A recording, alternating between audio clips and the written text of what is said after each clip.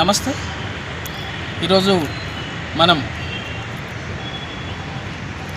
ఇందిరమ్మ ఇల్లు రాక ఉన్న ఇల్లు కూలిపోయి వికలాంగుడుగా అనేక అవస్థలు పడుతూ తన తాతలు నిర్మించిన పురాతనమైన ఇల్లు కూలిపోయింది వర్షాలకు. ఇది పెద్దేముల్ మండల్ గుట్లపల్లిలో జరిగిన సంఘటన. ఇప్పటి వరకు ఫస్ట్ విడత ఇండ్లు వచ్చేసినాయి. ఫస్ట్ విడతలో ప్రభుత్వం చెప్తున్నట్లుగా వికలాంగులకు 5% జీవో ప్రకారంగా ఇండ్లు ఇవ్వాలనేది, ఇందిరమ్మ ఇండ్లు ఇవ్వాలనేది జీవో చెప్తున్న అంశం. ఇప్పటి వరకు జీవో ప్రకారంగా ఆ కాగితాల ప్రకారంగా కనీసం కూలిపోయిన ఇండ్లు, ఇందిరమ్మ ఇండ్లు వికలాంగులకు ఇవ్వకుండా, ఆ వ్యక్తి అర్హులైన వ్యక్తులు ఇండ్లు కూలిపోయినాయి, ఇప్పటి వరకు ఆ ఇండ్లు ఇవ్వకుండా వికలాంగులను అనేక ఇబ్బందులకు గురి చేస్తున్న సంఘటనలు.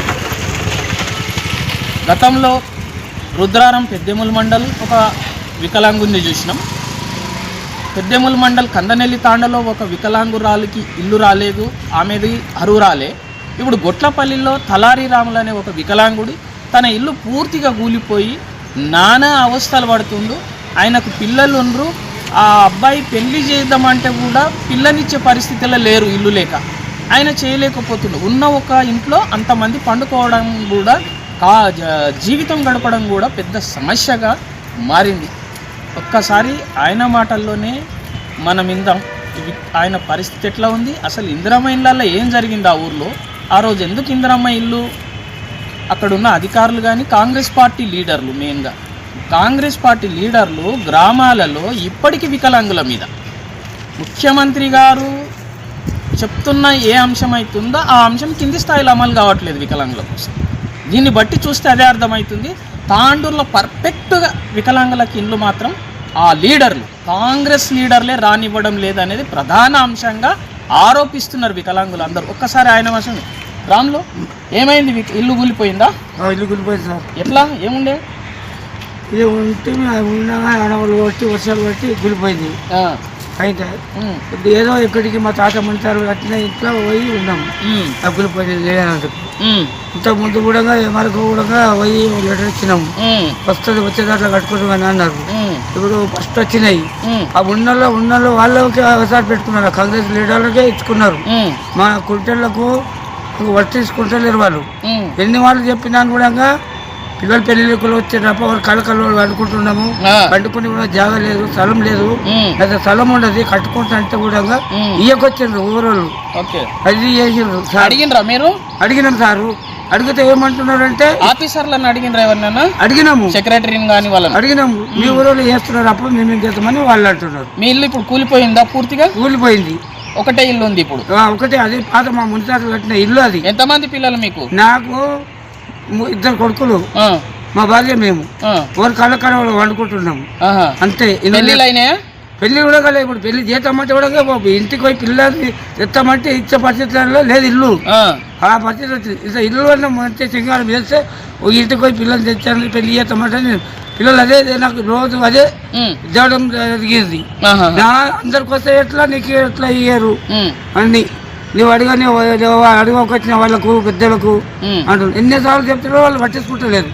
ఏం తెలుసు సారు, ఏం దయవల్ల ఎప్పుడన్నా శాంక్షన్ చేసి మా వికలాంగులకు నువ్వు పెద్దవాళ్ళు ఏదన్నా నీకు శరణాలు చేస్తాం, ఇప్పుడన్నా దయచేసి అన్నా మా ఊరిలో ఎవరు పట్టించుకోలేరు. ఇది పరిస్థితి.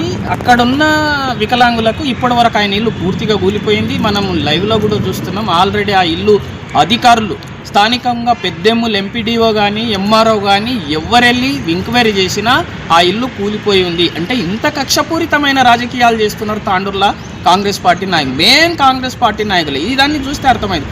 ఒక వికలాంగుడికి గిడ ఇల్లు ఇచ్చినామనే ఒక్క ప్రకటన ఇప్పటి వరకు లేదు.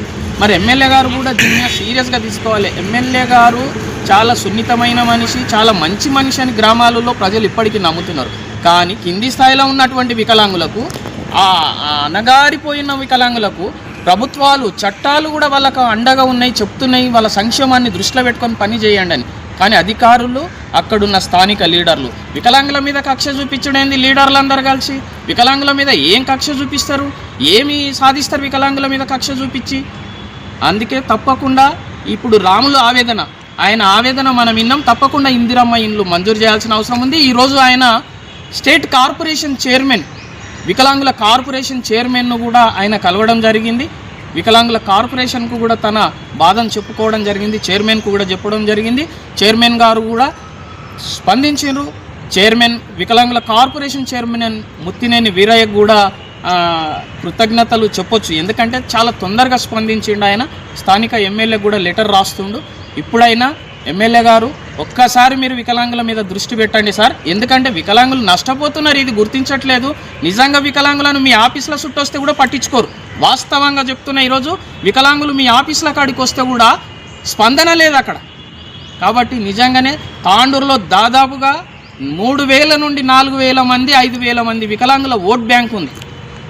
ఇది గుర్తుంచుకోవాల్సిన అవసరం ఉంది. కాంగ్రెస్ పార్టీ లీడర్లు కానీ మిగతా లీడర్లు వికలాంగుల జోలికి, వికలాంగుల సంక్షేమ పథకాలను, వాళ్ళకు వచ్చే సంక్షేమ ఏ పథకాన్ని అయినా అడ్డుకుంటే జాగ్రత్తగా ఉండాల్సిన అవసరం ఉంది. తప్పకుండా మేము మా దృష్టికిట వస్తే, సంఘాల దృష్టికి కానీ ఏదైనా వచ్చినా తప్పకుండా వాళ్ళ ఇండ్ల ముందు ధర్నా చేస్తాం. ఇది గ్యారెంటీగా హెచ్చరిస్తున్నాం. మళ్ళా దీని విషయంలో నీవేమంటావు?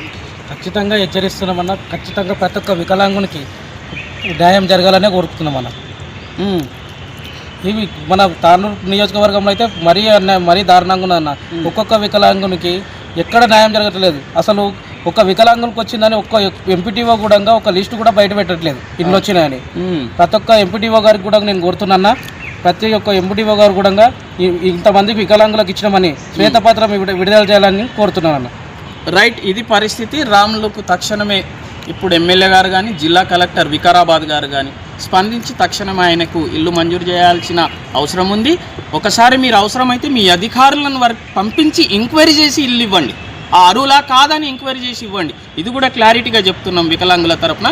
డిజబిలిటీ రూరల్ డెవలప్మెంట్ అసోసియేషన్ తరపున దీన్ని నేను తీవ్రంగా వ్యతిరేకిస్తున్నా, ఇవ్వాలని డిమాండ్ చేస్తున్నా. అయితే వికలాంగుల కార్పొరేషన్ చైర్మన్ కూడా స్పందించినందుకు ముత్తినేని వీరన్న కూడా ధన్యవాదాలు తెలుపుతున్నా.